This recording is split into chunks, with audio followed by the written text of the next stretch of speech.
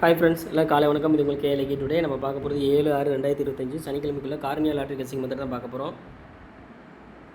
நம்ம சேனல் புதுசாக பார்க்குறவங்க சப்ஸ்கிரைப் பண்ணிக்கோங்க. இதில் வந்து டெய்லி ரிசல்ட் வச்சு இந்த மெத்தட் சொல்ல போகிறேன். ஆல்ரெடி நேற்று சொன்ன மெத்தட் தான். பி போர்டு கூட ஒன்று கூட்டுறோம். அது பவர் நம்பர் பார்க்குறது மெத்தட். பி போர்டு 6, 6 கூட 1 கூட்டினா 7, 7 பவர் 2, அடுத்த 290. இதில்